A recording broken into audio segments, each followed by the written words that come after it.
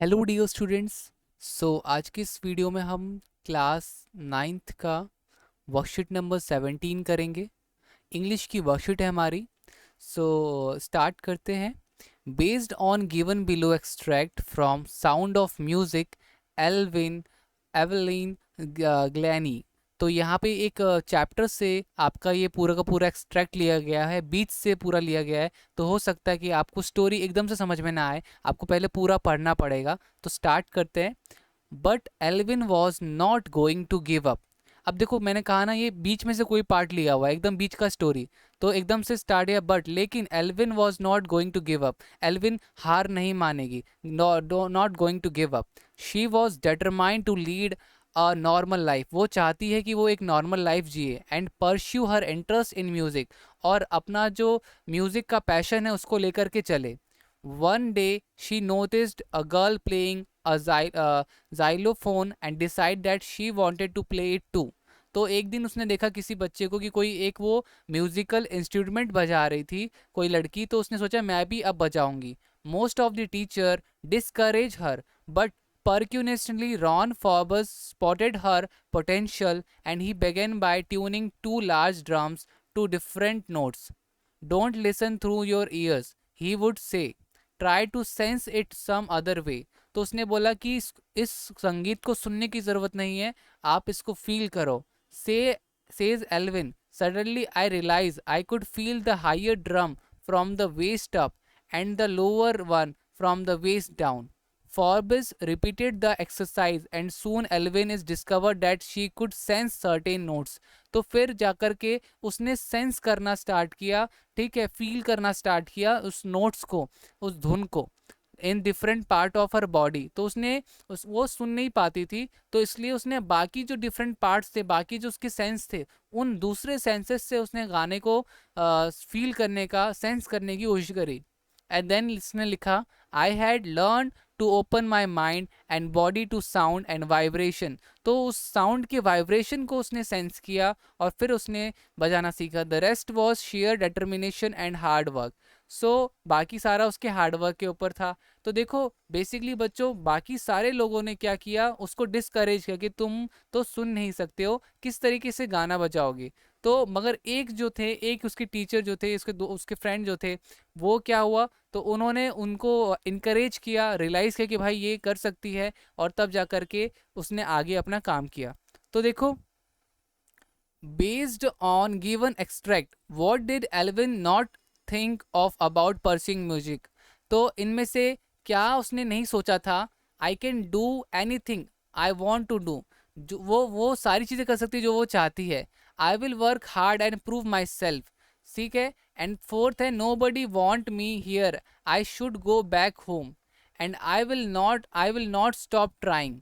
तो गाइज यहाँ पर क्या होगा, तो basically based on given strike Elvin not think about pursuing music. तो यहाँ पर क्या होगा, तो बेसिकली थर्ड ऑप्शन आपका सही आंसर होगा, आई विल नॉट स्टॉप ट्राइंग, ठीक है।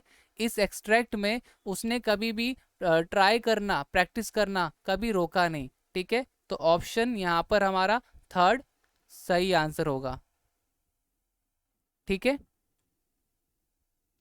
ओके, आगे बढ़ते हैं।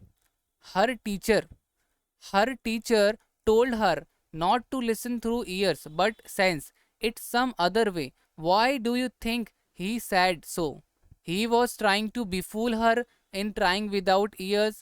He thought of making the things tough for her. He wanted her to stay confident and open up her mind, and he agree with rest of the teacher and try to fail her। तो नहीं, उसने उसको थोड़ा सा confident करने के लिए, ताकि वो और कॉन्फिडेंट हो जाए और अपना माइंड इस्तेमाल करे, इसलिए उसने ऐसा बोला था। तो यहाँ पर हमारा सी ऑप्शन का आंसर सही होगा, सी ऑप्शन का, ठीक है। सी ऑप्शन का आंसर हमारा यहाँ पे सही होगा, ठीक है बच्चों। तो आंसर सी, सेकंड का क्या होगा, आंसर सी, ठीक है। अगला देखते हैं। अगला, which of the quality is not highlighted in Evelyn in the given context but Evelyn was not going to give up। तो अब यहाँ पर बच्चों कौन कौन सा होगा, तो यहाँ पर सबसे पहला ऑब्स्टिनेट, ये नहीं था कहीं पे भी पूरे इसमें, ठीक है। डिटरमाइंड वर्ड था, ठीक है, डेटरमाइन वर्ड था।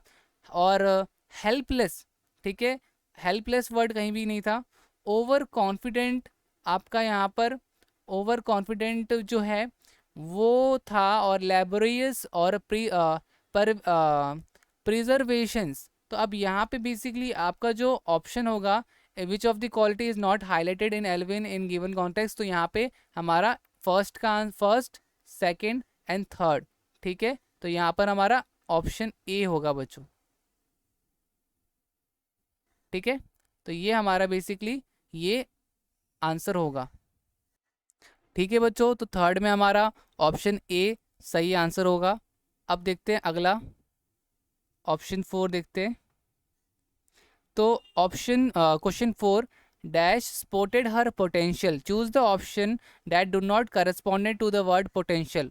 तो पोटेंशियल से देखो, पोटेंशियल जो होता है एनर्जी को भी कहते हैं, प्रोस्पेक्टस को कहते हैं, ठीक है, कैपेसिटी और आपका कैपेसिटी और पॉसिबिलिटी। तो पोटेंशियल बेसिकली आपका इन चारों में से कौन सा गलत होना चाहिए, क्या लगता है आपको? तो यहाँ पर मैं आपको बता दूं कि बी ऑप्शन सही होगा।